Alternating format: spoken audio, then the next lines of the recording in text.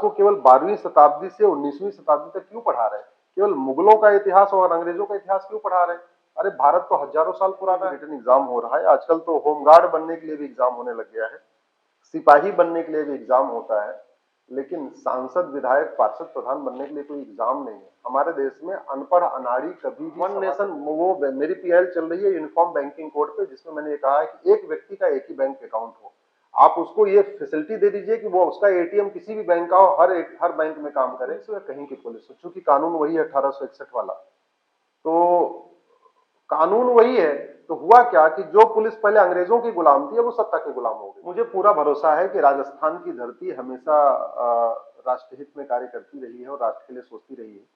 हम ये कह रहे हैं कि इस बार जाट मत बनो, गुजर मत बनो, ब्राह्मण मत बनो, क्षत्रिय मत बनो, बल्कि एक भारतीय बनो। और भारत। नमस्कार, मैं हूं कपिला स्वामी और आप देख रहे हैं श्री डूंगरगढ़ टाइम्स। आज हम इस मंच पर एक ऐसी शख्सियत से मिलने जा रहे हैं जो प्रशंसकों के बीच विख्यात है। लोग उन्हें राष्ट्रभक्त और कट्टर राष्ट्रभक्त कहूंगी मानते हैं। लोग इनको सुनते हैं, लाखों लोग इनको ट्विटर पे फॉलो करते हैं, फेसबुक पे फॉलो करते हैं। विरोधियों में आप अल्पसंख्यक के खिलाफ प्रचार करने वाले माने जाते हैं। पेशे से आप सुप्रीम कोर्ट में वकील हैं। आपको सबसे पहले अन्ना हजारे के जन लोकपाल आंदोलन से जुड़ा हुआ देखा गया। उसके बाद आप आम आदमी पार्टी के संस्थापक सदस्य के रूप में सामने आए और आजकल आप भाजपा नेता के रूप में नजर आ रहे हैं, पहचाने जा रहे हैं। देश के सबसे बड़े न्यायालय में, सुप्रीम कोर्ट में सबसे ज्यादा जनहित याचिका लगाने वाले और उन पर कानून बनाने की मांग करने वाले वकील हैं आप। भारत में आपको पीआईएल मैन के नाम से आजकल जाना जा रहा है। आप हमारे साथ हैं अश्विनी जी उपाध्याय। सर, सबसे पहले आपका श्री डूंगरगढ़ की धरा पर मैं स्वागत करती हूँ। श्री डूंगरगढ़ टाइम्स के इस मंच पर हमारे दर्शकों से रूबरू होने के लिए आपका बहुत बहुत धन्यवाद और आभार। सर, सबसे पहले हम बात शुरू करते हैं, उससे पहले हमारे दर्शकों के लिए आपका संक्षिप्त जीवन परिचय जो है वो आपके शब्दों से हम बताना चाहेंगे। जरा बताएं सर दर्शकों को। मूल रूप से मैं रहने वाला प्रयाग का हूँ। विवाह हमारा इसी धरती पे राजस्थान में झुंझुनू में हुआ। 2 बच्चे हैं, पत्नी अध्यापिका है। पहले मैं इंजीनियर था, परेशान था, कुछ करूं लेकिन कर नहीं पा रहा था, घर की जिम्मेदारियों से बंधा हुआ था। इस बीच मेरी पत्नी को अध्यापिका का जॉब मिल गया, वो अध्यापिका बन गई, इसलिए मैंने इंजीनियरिंग का कैरियर छोड़ दिया। मैं मारुति में था और फिर वकालत करके मैं सुप्रीम कोर्ट आ गया। मेरा ये मानना है कि भारत की 80% समस्याओं का समाधान किया जा सकता है और जितनी समस्याओं का समाधान हो सकता है, इसमें से या तो इसका समाधान संसद में होता है या तो सुप्रीम कोर्ट में होता है। क्योंकि मैं संसद में पहुंचना थोड़ा हमारे लिए मुश्किल है, तो मैंने सुप्रीम कोर्ट का रास्ता चुना। हमने हर चीज में डेवलप किया, बड़े बड़े पार्क बनाए, होटल बनाए, एयरपोर्ट बनाए, हाईवे बनाए, एक्सप्रेसवे बनाए, अग्नि मिसाइल बना लिया, विक्रांत जैसा जलपोत बना लिया, सब कुछ बना लिया। लेकिन जो काम फ्री में हो सकता था उसको कहते हैं कानून, उस पर काम नहीं हुआ। मैं उसी पे काम कर रहा हूं। हमारा ये मानना है कि जब तक भारत का कानून नहीं बदलेगा तब तक भारत की व्यवस्था नहीं बदलेगी। व्यवस्था नहीं बदलेगी तो सोच नहीं बदलेगी। हम स्वतंत्र तो हो गए, लेकिन आज तक हम संप्रभु नहीं हुए। स्वतंत्र का मतलब अंग्रेज चले गए, लेकिन आज भी गुलामी के नाम चल रहे हैं भारत में, गुलामी की निशानी चल रही है, गुलामी की परंपरा चल रही है, गुलामी के रीति रिवाज चल रही है। हमारी शिक्षा व्यवस्था गुलामी वाली चल रही है, मैकाले मिशनरी वाली चल रही है। हमारी चिकित्सा व्यवस्था गुलामी वाली चल रही है, जिसमें एलोपैथ को ज्यादा प्रमोट किया जाता है। भारत की जो चिकित्सा है, नेचुरोपैथी है, आयुर्वेदा है, योग है, प्राणायाम है, उसको बिल्कुल नीचे रखा गया है। इसी तरीके से हमारे पुलिस व्यवस्था गुलामी की है, हमारी न्यायिक व्यवस्था गुलामी की है, हमारी प्रशासनिक व्यवस्था गुलामी की है, हमारी टैक्स व्यवस्था गुलामी की है। तो हम स्वतंत्र तो हो गए, लेकिन संप्रभु नहीं हो गए। हम एक संप्रभु भारत बनाने की लड़ाई लड़ रहे हैं। जी सर, बात करेंगे हम। आप लगातार भारतीय जो संविधान में है परिवर्तन के लिए आप लड़ रहे हैं, हम कह सकते हैं। सबसे पहले सर आप ये बताएं, माँ गंगा के किनारे आप पले बड़े हैं, तो श्री डूंगरगढ़ जो राजस्थान में छोटी सी जगह है, छोटा सा शहर है हमारा धोरों के बीच में, आज आप पुनरासर भी जाकर के आए हैं, अनेक लोगों से आप यहाँ मिले हैं। कैसा लगा आपको श्री डूंगरगढ़ में? देखिए, हमने इतिहास में हड़प्पा मोहनजोदड़ो शहर के बारे में पढ़ा था और उसकी हमने ड्राइंग देखी थी। लेकिन आज श्री डूंगरगढ़ में आके मुझे समझ में आया कि हमारे पूर्वज कितने बुद्धिमान थे कि 200 साल पहले ये शहर बसा, श्री डूंगरगढ़। और उस समय भी सारी की सारी आपकी गलियां एकदम स्ट्रेट हैं, सारे चौराहे बिल्कुल स्ट्रेट हैं, सारी सड़कें स्ट्रेट हैं। बिल्कुल ये विशेषता है, श्रीडूंगरगढ़ की प्लान्ड वे विशेषता है। में मुझे नहीं लगता कि भारत का कोई और शहर जो 200 साल पहले बसा हो इस तरीके से प्लान्ड वे में बसा हो। तो ये तो मैं कह रहा हूं कि अगर जो आदमी हड़प्पा मोहनजोदड़ो नहीं देख पाया उसको आके श्री डूंगरगढ़ देखना चाहिए, उसको पता चलेगा कितने प्लान्ड वे में 200 साल पहले शहर बसा। बिल्कुल सर, शुभकामनाएं। हमारे शहर के लोग भी खुश होंगे शहर के बारे में सुन करके आपके श्रीमुख से। सर, बात शुरू करते हैं हम। आप लगातार समान नागरिक संहिता पर अक्सर आवाज उठा रहे हैं। अनेक चैनलों पर पैनल डिस्कशन में आप इसके पक्ष में माहौल बनाते हुए नजर आते हैं। आप शिक्षा में संहिता, संस्कार में संहिता, एक देश एक कानून की बात करते हुए नजर आते हैं। इसके लिए आप लगातार प्रयासरत हैं। कहाँ तक पहुंचे हैं आप? कहाँ तक अपने आप को सफल मान रहे हैं इन प्रयासों में? देखिए, काम तो सुप्रीम कोर्ट को करना है और सरकार को करना है। मैं 3 तरीके की पीआईएल फाइल करता हूं। एक पीआईएल से सरकार को जगाता हूं, दूसरी पीआईएल से सुप्रीम कोर्ट को जगाता हूं, तीसरे पीआईएल से, तीसरी कैटेगरी की मेरी पीआईएल है जिससे मैं समाज को जगाता हूं। जैसे भारत में शादी की उम्र 9 साल चल रही है, इस बात को न जजेस को पता था, न सांसदों को पता था, न समाज को पता था। तो मैंने पीआईएल फाइल किया, उससे समाज भी जगा, जजेस भी जगे, सरकार भी जगी। और उसके बाद लड़के लड़की की शादी की उम्र बराबर हो और मुस्लिम लड़कियों की शादी की उम्र जो 9 साल है वो 9 की 18 हो जाए, इस पे एक बिल आ चुका है। लगभग 1600 कानून खत्म हुए हैं पिछले 10 सालों में, मोदी जी ने खत्म किया है।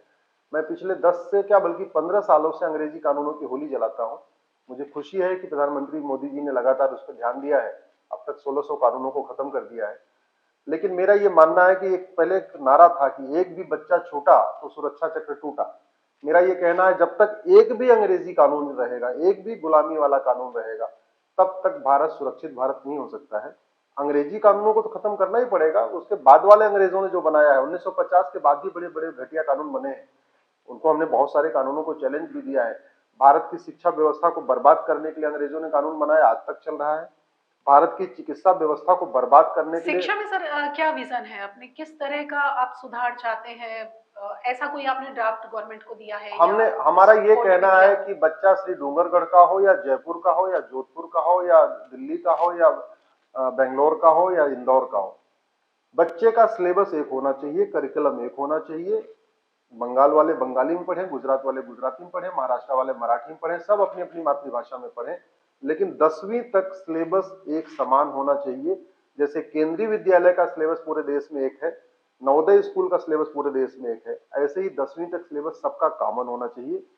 दूसरा, ये बाबर, हुमायूं, तुगलक, गोरी, गजनी को नहीं पढ़ाना चाहिए, हमें अपने महापुरुषों को पढ़ाना चाहिए। राजा भरत को पढ़ाना चाहिए, राजा सगर को पढ़ाना चाहिए, राजा रघु को पढ़ाना चाहिए, एक राजा हरिश्चंद्र को पढ़ाना चाहिए।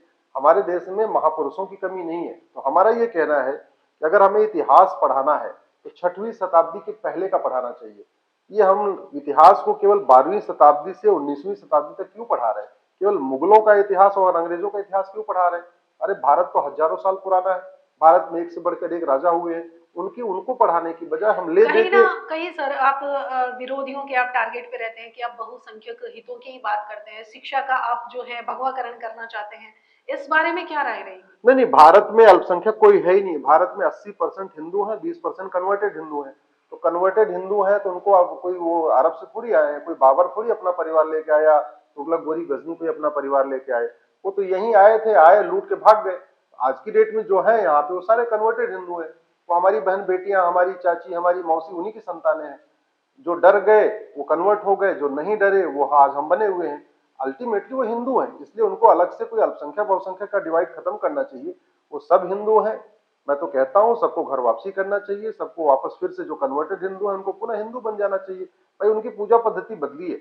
अदरवाइज जो श्री डूंगरगढ़ वाले हैं सब्जी वही खाते हैं जो हम लोग खाते हैं, वही वाले दूसरे वाले भी खा रहे हैं। हिंदू भी वही सब्जी खा रहे हैं, कन्वर्टेड हिंदू वही सब्जी खा रहे हैं। जब सब कुछ वही है, भाषा वही है, शैली वही है, सब कुछ एक है, तो उनको वापस आ जाना चाहिए।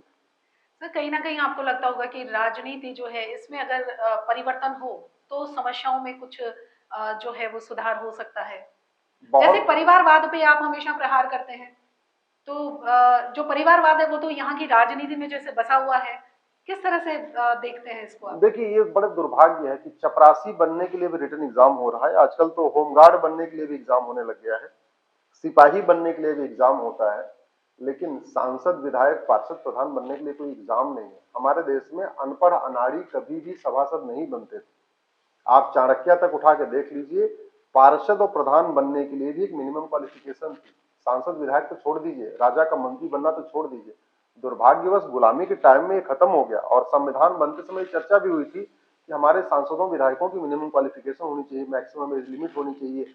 जो अपराधी हैं एक उनको ऑल राजनीति इंडिया में नहीं। टेस्ट आपने कहा है कहीं हाँ, पे इसलिए शायद मैं कि ऑल मेरा ये इंडिया। मानना है कि जैसे आईएएस का एग्जाम होता है, जी ऐसे सांसदों के लिए नेशनल लेवल पे एग्जाम होना चाहिए। जी जैसे पीसीएस का एग्जाम होता है, ऐसे स्टेट लेवल पे विधायक बनने के लिए एग्जाम होना चाहिए।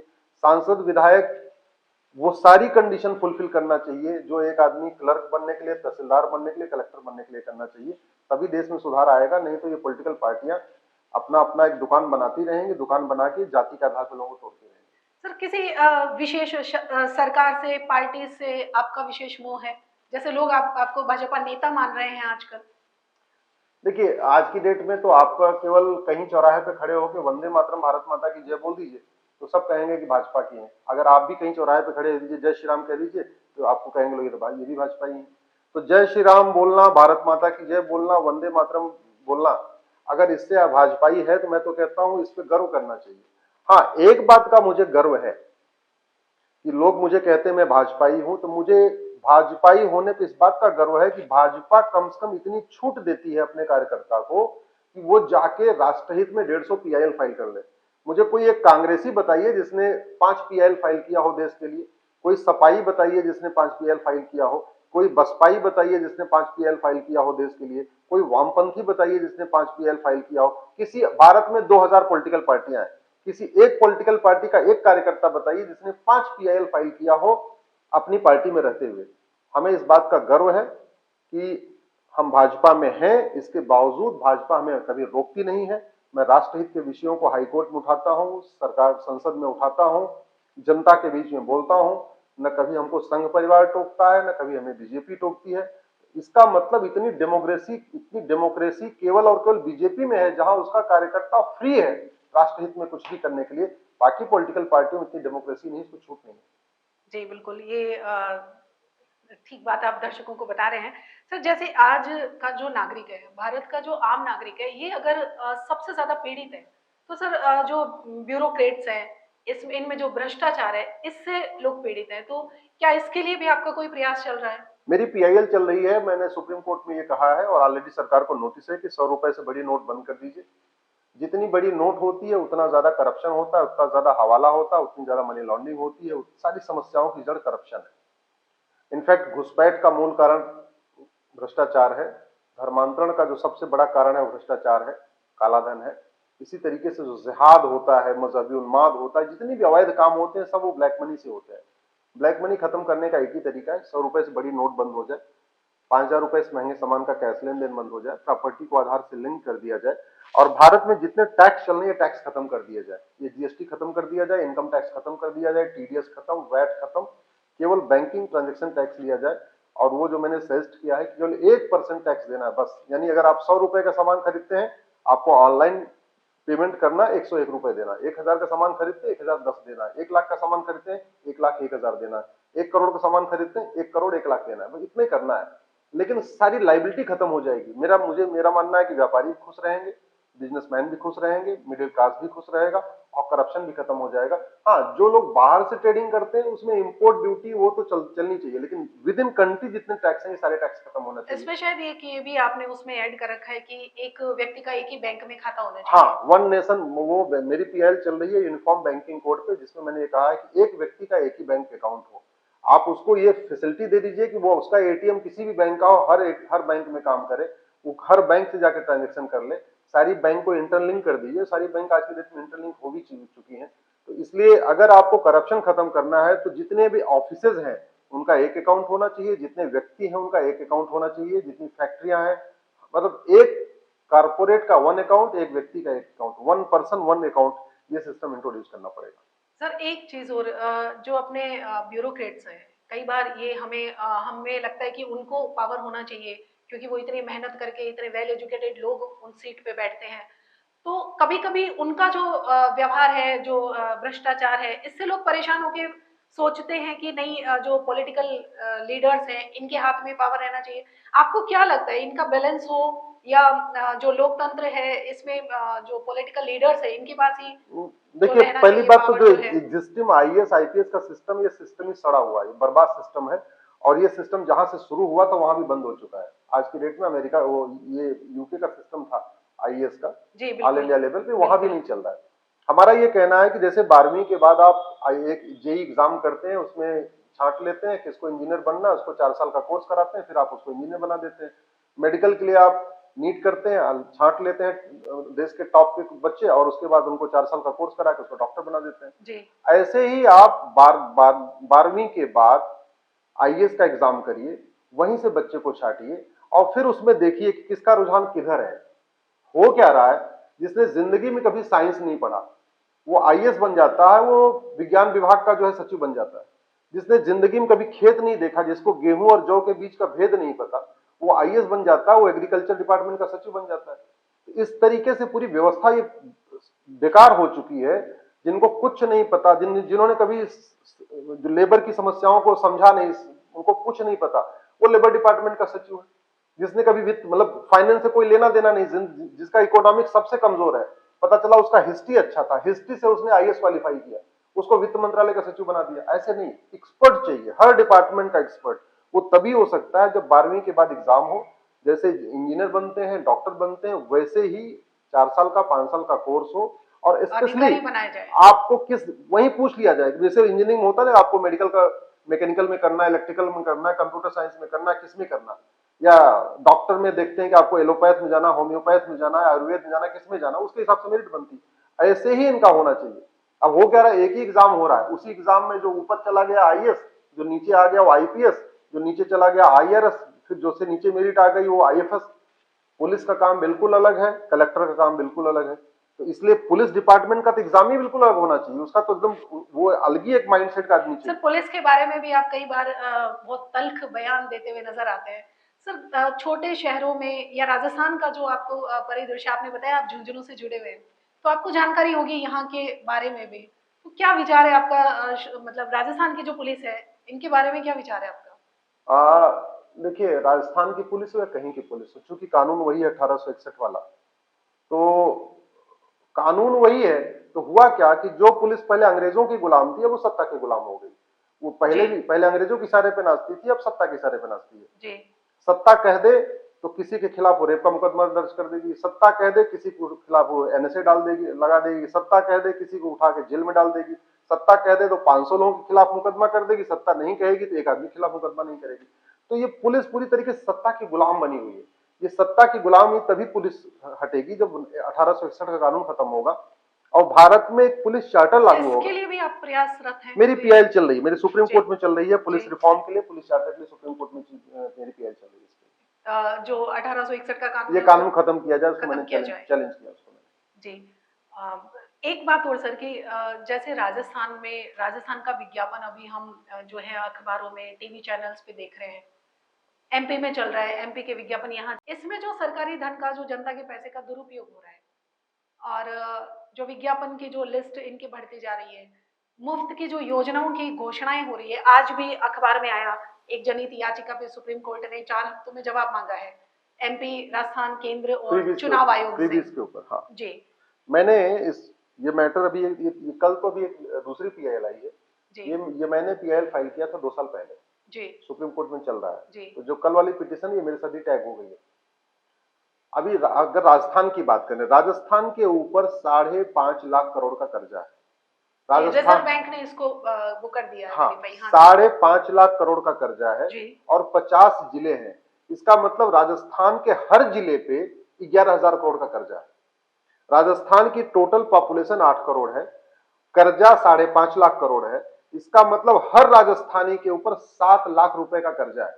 7 लाख का कर्जा आपके ऊपर भी है, जी 7 लाख का कर्जा है कैमरामैन भाई के ऊपर भी है, जी सबके ऊपर 7-7। आपके घर में जितने बच्चे हैं उनके ऊपर भी 7 लाख का कर्जा है। हर अगर आपके घर में 10 आदमी है, इसका मतलब आपका घर 70 लाख के कर्जे में डूबा हुआ है। ये जी समझना पड़ेगा हमारे देश के टैक्स पेयर को कि उसके पैसे को किस तरीके से पॉलिटिकल पार्टियां और पॉलिटिशियन बंदर बांट कर रहे हैं, किस तरीके से टैक्स पेयर के पैसे पे अपनी वो नाक ऊंची कर रहे हैं और टैक्स पेयर के पैसे से अपना नाम कमा रहे हैं। ये जो पैसा है जो बर्बाद किया जा रहा है, न ये कांग्रेस का पैसा है, न मुख्यमंत्री का पैसा है, या किसी भी पॉलिटिशियन का पैसा नहीं है। अपनी जेब से कोई पॉलिटिशियन, सांसद, विधायक, मुख्यमंत्री 5 रुपए नहीं खर्च करता। सारा का सारा पैसा टैक्स पेयर का है और ये बर्बाद किया जा रहा है। इसीलिए मैंने पीएल फाइल किया था जी कि सबसे पहले आप मुफ्तखोरी क्या है और जन कल्याण क्या है, इसको आप डिवाइड करिए। मेरा ये मानना है जो विषय संविधान में लिखे हैं कि भाई सबको शुद्ध हवा मिले, शुद्ध पानी मिले, अच्छा स्कूल मिले, अच्छा हॉस्पिटल मिले, ये देना तो जन कल्याण है। लेकिन इसके अलावा जितनी चीजें दी जा रही हैं, ये मुफ्तखोरी है, ये अननेसेसरी लोगों को एक तरीके से घूस दी जा रही है चुनाव के पहले, ब्राइबरी है, ये बंद होना चाहिए। और मैं तो ये भी रिक्वेस्ट करूंगा, बहुत ज्यादा आपके श्री डूंगरगढ़ में भी लोग टैक्स देने वाले हैं। श्री डूंगरगढ़ में बहुत सारे यहाँ पे भामाशाह बैठे हुए हैं, बिल्कुल बिल्कुल आप भी सर अपने अपने टैक्स का हिसाब मांगिए। आप पूछे भैया हम टैक्स देते हैं ये मुफ्त के लिए नहीं, और आवाज उठाइए, सोशल मीडिया में आवाज उठाइए, फेसबुक पे आवाज उठाइए, ट्विटर पे आवाज उठाइए, व्हाट्सएप पे आवाज उठाइए। आवाज उठाना पड़ेगा, अल्टीमेटली टैक्स पेयर को इस देश में आवाज उठाना पड़ेगा। नहीं तो ये पॉलिटिकल पार्टियां भारत को लंका और बांग्लादेश बना के छोड़ेंगे। बिल्कुल ये जो है अभी समस्या, जो भी बुद्धिजीवी एक वर्ग ऐसा है जो इसको बहुत बड़ी समस्या इस देश में अभी मान रहे हैं। एक जगह सर कहीं सुना था, आपने कहा था कि भाजपा इस बार जो है वो जो राजीव गांधी का एक रिकॉर्ड है 404 सीटों से विजयी होने का, इसको तोड़ेगी। तो क्या चर्चा थी, वो क्या देखिए बात थी? मेरा ये कहना है कि हम सबके ही परिवार के लोगों ने 1984 में ये तय किया था कि भाई अब की बार 400 पार, और सबने 400 पार किया। राजीव गांधी जी को 404 सीटें दिया, लेकिन राजीव गांधी ने उसके बाद एक महापाप किया। 1984 में उनको 404 सीट मिली। 1985 में राजीव गांधी की सरकार ने सिटीजनशिप एक्ट को बदला, और बदल के एक उसमें धारा 6A जोड़ दिया, सेक्शन 6A। जी और उस धारा के बाद उन्होंने 60 लाख बांग्लादेशियों को भारत का नागरिक बना दिया। असम में रहने वाले जितने उस समय बांग्लादेशी थे, उसमें उन्होंने ये कह दिया कि 1971 तक जितने घुसपैठिए आ चुके हैं सब अब नागरिक बन गए। फिर अगले साल 1986 में क्या किया, सुप्रीम कोर्ट का फैसला पलटा और उन्होंने साहबानों का जो केस था उस फैसले को पलट के मुस्लिम महिलाओं का हक छीन लिया। तो अगर आप देखिए, लोग सोचते हैं राजीव गांधी बड़े सीधे थे, बड़े उनको पॉलिटिक्स नहीं आती थी, वो पक्के पॉलिटिशियन थे और जम के उन्होंने तुष्टीकरण किया। हाँ, उन्होंने पब्लिकली नहीं बोला, लेकिन उन्होंने संसद में कानून बना बना के किया। हमारा ये कहना है 40 साल बीत चुके हैं। 1984 में अगर 400 पार हो सकता है तो 2024 में भी 24 400 पार करना चाहिए। लेकिन ये कहते हुए करना चाहिए कि भैया हमें ना गुलामी का नाम चाहिए, ना गुलामी का निशान चाहिए, ना गुलामी की भाषा चाहिए, ना गुलामी की परंपरा चाहिए, ना गुलामी की पुलिस व्यवस्था चाहिए, ना गुलामी की जुडिशियल सिस्टम चाहिए, ना गुलामी का टैक्स सिस्टम चाहिए, ना गुलामी का एडमिनिस्ट्रेटिव सिस्टम चाहिए। और ये कहते हुए हम सबको एक बार 400 पार करना चाहिए। हमें पूरा भरोसा है कि मोदी जी हम लोगों की भावनाओं को समझेंगे और अंग्रेजों के कानूनों को खत्म करेंगे। और इसके अलावा आजादी के बाद जो घटिया कानून बने, चाहे वक्फ एक्ट बनाया गया, माइनॉरिटी कमीशन एक्ट बनाया गया, मदरसों को राइट टू एजुकेशन के दायरे से निकाला गया, या 1954 में नेहरू जी ने कानून बना के हमारा जो चिकित्सा व्यवस्था थी, भारतीय चिकित्सा व्यवस्था, उसको एकदम डंप कर दिया। जिन जिन हमारे सुश्रुत संहिता में, चरक संहिता में, वाग्भट संहिता में, सारंगधर संहिता में, माधवकर संहिता में जिन बीमारियों का इलाज लिखा हुआ है, आज की डेट में उन बीमारियों के बारे में अगर कोई आयुर्वेद का डॉक्टर क्लेम करता है तो उसको नोटिस आ जाती है। क्यों? क्योंकि 1954 में नेहरू जी ने ऐसा कानून बना दिया। तो आशा करता हूं कि जब इस बार 400 सीट मिलेगी तो मोदी जी कम से कम आजादी के पहले के घटिया कानूनों को और आजादी के बाद के घटिया कानूनों को बदलेंगे। जब तक कानून नहीं बदलेगा, तब तक व्यवस्था नहीं बदलेगी, तब तक गुलामी की सोच नहीं बदलेगी। बिल्कुल एक बात और सर, आपने कहा कि इस बार जो चुनाव है इसमें लोग जाति को, भाषा को, क्षेत्र को या कैंडिडेट के चेहरे को देख करके वोट नहीं देंगे। तो क्या कहना है आपको? राजस्थान के गांवों का जो ताना बाना है, आप देख रहे हैं कि जातिगत समीकरण यहाँ पर हावी रहते हैं। तो किस तरह इस बार जो राजस्थान का चुनाव है या लोकसभा का चुनाव है वो राजस्थान में कैसा रहेगा? मुझे पूरा भरोसा है कि राजस्थान की धरती हमेशा राष्ट्रहित में कार्य करती रही है और राष्ट्र के लिए सोचती रही है। हम ये कह रहे हैं कि इस बार जाट मत बनो, गुजर मत बनो, ब्राह्मण मत बनो, क्षत्रिय मत बनो, बल्कि एक भारतीय बनो और भारतीय बन के ये सोचो कि कौन सी पॉलिटिकल पार्टी भारत के लिए काम करती है, कौन सी पार्टी घुसपैठियों की समर्थक है, कौन सी पार्टी घुसपैठियों की विरोधी है, कौन सी पार्टी मिशनरियों की समर्थक है, कौन सी पार्टी मिशनरियों की विरोधी है, कौन सी पार्टी जिहादियों का समर्थन करती है, कौन सी पार्टी जिहादियों का विरोध करती है, कौन सी पार्टी धर्मांतरण के खिलाफ कठोर कानून बनाएगी, कौन सी पार्टी यूनिफॉर्म सिविल कोड लागू करेगी, कौन सी पार्टी जनसंख्या नियंत्रण कानून बनाएगी, कौन सी पार्टी नशे के खिलाफ कठोर कानून बनाएगी, कौन सी पार्टी अश्लीलता के खिलाफ कठोर कानून बनाएगी। जब तक आप केवल डॉक्टर को देखेंगे, दवा की नहीं सोचेंगे, बीमारी ठीक नहीं होगी। डॉक्टर अच्छा हो, हॉस्पिटल अच्छा हो, कंपाउंडर भी अच्छा हो, जब तक दवा अच्छी नहीं होती, बीमारी ठीक नहीं होती। अब की बार इसलिए डॉक्टर कंपाउंडर मत देखिए, दवा की चिंता करिए और ये सोचिए कि कौन सा डॉक्टर अच्छी दवा बनाएगा। इसलिए मुझे पूरा भरोसा है कि इस बार पूरा राजस्थान एकजुट होकर विदेशी सोच के खिलाफ वोट करेगा, विदेशी परंपरा के खिलाफ वोट करेगा, जो विदेशी रीति रिवाज को यहाँ पे फैलाने की कोशिश कर रहे हैं उनके खिलाफ वोट करेगा और वास्तव में जो भारत माता की जय बोलते हैं, जो वंदे मातरम बोलते हैं, जो जिहादियों के खिलाफ लड़ते हैं, उनको वोट करेगा। एक सर, जैसे आपने कहा भाषा आयोग बनना चाहिए और जो बच्चे हैं उनको अपनी अपनी भाषाओं में पढ़ने का अधिकार यहाँ होना चाहिए। तो सर राजस्थान की जो भाषा है उसको लेकर के तो अभी तक बहुत मतभेद चल रहा है और यहाँ के बहुत सारे लोग हैं जो राजस्थान की भाषा को मान्यता देने के लिए भी संघर्ष कर रहे हैं। तो कैसे यहाँ के बच्चे किस तरह से पढ़ पाएंगे या क्या करेंगे? देखिए, संविधान में बहुत स्पष्ट लिखा हुआ है कि एक भारतीय भाषा आयोग बनना चाहिए और वो भारतीय भाषा आयोग जो भारत की भाषाएं उनको प्रमोट करे, उनको प्रोपोगेट करे। आज की डेट में विदेशी भाषा हमारी कनेक्टिंग लैंग्वेज बन गई है। उदाहरण के लिए, एक राजस्थानी को तमिल नहीं आती, एक तमिल को राजस्थानी नहीं आती, तो एक तमिल और एक राजस्थानी मिलते हैं आपस में, तो आपस में कम्युनिकेट कैसे करते हैं? इंग्लिश में। इंग्लिश विदेशी भाषा है। हमारा ये कहना है कि भारत के अंदर जो कनेक्टिंग लैंग्वेज है वो भारत की भाषा होनी चाहिए और गांधी जी कहते थे कि वो केवल हिंदी ही है जो भारत की कनेक्टिंग लैंग्वेज बन सकती है। तो इसलिए मैं कहता हूं कि अगर आप गांधी को मानते हो तो उनकी सुन लो, लोहिया को मानते हो उनकी सुन लो, दीनदयाल जी को मानते हो उनकी सुन लो, जिसकी भी मानते हो, और किसी को नहीं मानते, अगर अम्बेडकर जी को मानते हो तो संविधान की सुन लो। संविधान भी यही करता है कि भारत की भाषाओं का प्रचार प्रसार होना चाहिए, विदेशी भाषाओं को धीरे धीरे भारत से खत्म करना चाहिए। सर एक चीज, जैसे आज का जो यूथ है ये किसी संगठन से जब जुड़ते हैं तो थोड़े दिन उस संगठन में वो रहते हैं, उसके बाद हो सकता है कि कुछ लोग हैं जो संगठन में लगातार काम करते हैं, चाहे कोई भी संगठन हो, उसके बाद उनका ये रहता है कि या तो वो उच्च श्रृंखल हो जाते हैं जिससे कुछ वो इस तरह की हरकतें कर बैठते हैं जो नहीं होनी चाहिए। तो युवाओं के लिए क्या संदेश है कि वो किस तरह से एक संगठन में रहें या काम करें या किस तरह से वो अपनी विजन को लेकर के चले? मेरा ये मानना है कि हमारे युवाओं को पहली बात तो हमारे महान विभूतियों को पढ़ना चाहिए, उनको अरविंदो को पढ़ना चाहिए, उनको चाणक्य को पढ़ना चाहिए, उनको चंद्रगुप्त को पढ़ना चाहिए, हमारे देश में भगवान राम को पढ़ना चाहिए। राम राज्य कैसा होता है इसके लिए रामचरितमानस के उत्तरकांड को पढ़ना चाहिए, रामायण के उत्तरकांड को पढ़ना चाहिए। पूरी भगवत गीता नहीं पढ़ सकते तो कम से कम चैप्टर 3 जो कर्म योग है उसको पढ़ना चाहिए। जब तक हमारे युवा भारत को समझेंगे नहीं, भारतीय सोच को समझेंगे नहीं, तब तक वो इधर उधर भटकते रहेंगे। हमारे युवाओं को इस बात को समझना चाहिए कि दुनिया का जो सर्वोत्तम पंथ है वो भारत का ही, हमारा हिंदुज्म है। धर्म तो दुनिया में एक ही है, सनातन धर्म, पंथ अलग अलग है, पूजा पद्धति अलग अलग है, लेकिन हमें इस बात को समझना चाहिए वसुधैव कुटुंबकम की भावना केवल भारत में ही है, किसी विदेशी पंथ में नहीं है। नारी तू नारायणी की भावना केवल भारत में ही है। यत्र नारंती पूज्यते रमनते तत्र देवता की भावना केवल भारत में है। सर्वधर्म संभाव ये केवल भारत का ही प्रथा है। माताओं की पूजा केवल भारत में ही होती है, बहनों की पूजा केवल भारत में ही होती है। दुनिया के किसी और रिलीजन में बहन बेटियों को या महिला को पूजा नहीं जाता है, ये केवल भारत में ही पूजा जाता है। तो हमारी भाषा सर्वोत्तम है, हमारी संस्कृति सर्वोत्तम है, हमारे विचार सर्वोत्तम है, हमारे जो धार्मिक ग्रंथ हैं वेद पुराण गीता रामायण वो सर्वोत्तम है दुनिया के।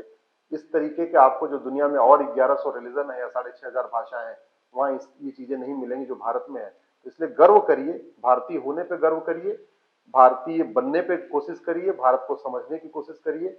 मुझे लगता है कि आज का युवा धीरे धीरे उसके बाद समझ में आ जाएगी कि ये चाहे अमेरिका हो, यूरोप हो या पश्चिम हो, उनकी जो संस्कृति, उनकी सोच कोई बहुत सॉलिड नहीं है, हमारी सोच बहुत सॉलिड है। जी, बिल्कुल ये तो प्रमाणित हो चुका है कि पाश्चात्य संस्कृति से विमुख होकर के जो युवा पीढ़ी है वो कुछ तो आने लगी है वापस। सर एक चीज़ और बताएँ आप कि महिला शक्ति जो है, इस बार महिलाओं का वोट बैंक भी बहुत बड़ा है। हो सकता है कि ग्रामीण महिलाओं के वोट जुड़ गए हों, जो पहले अब तक नहीं शायद नहीं जुड़े हुए थे। आपने देखा कि केंद्र सरकार ने भी महिलाओं को आरक्षण देने की बात कही। वहीं गहलोत सरकार भी अभी जो है महिलाओं को बस में यात्राएँ फ्री दे रही है, मोबाइल फ़ोन्स बाँट रही हैं। तो कहीं न कहीं महिलाओं को टारगेट किया जा रहा है। तो क्या महिलाओं के सामने क्या रहे कि वो क्या देख कर के वोट दें? क्या आप उनको सलाह देना चाहेंगे? एक कानूनविद होने के नाते महिलाओं को क्या विचार रखने चाहिए राजनीतिक पार्टियों के प्रति? मेरा ये मानना है कि महिलाओं को इस बात का ध्यान रखना चाहिए कि पाकिस्तान में महिलाओं की क्या हालत है, अफगानिस्तान में महिलाओं की क्या हालत है, बांग्लादेश में महिलाओं की क्या हालत है, सीरिया में, सोमालिया में, ईरान में, इराक में महिलाओं की क्या हालत है। यहाँ अगर महिलाओं को जितना अधिकार मिला है, जितना उनको स्वतंत्रता मिली है, वो केवल इसलिए मिली है कि भारत में सनातन संस्कृति है। तो महिलाओं को इस बात का ध्यान रखना चाहिए कौन सनातन की संस्कृति को प्रमोट कर रहा है, कौन सनातन संस्कृति का प्रचार करता है और कौन सनातन संस्कृति को खत्म करने का वादा कर रहा है या सनातन को खत्म करने की कसम खा रहा है। सनातन खत्म हो जाएगा, महिलाओं का अधिकार खत्म हो जाएगा। अफगानिस्तान में सनातन नहीं है, इसलिए महिलाएं घर के बाहर चेहरा नहीं खोल कर निकल सकती है, बिना ढके हुए बाहर निकल नहीं सकती है।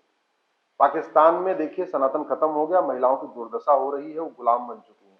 बांग्लादेश में महिलाएं गुलाम हो चुकी हैं। ईरान इराक में महिलाओं की स्थिति क्या है, एकदम बदतर हो चुकी है।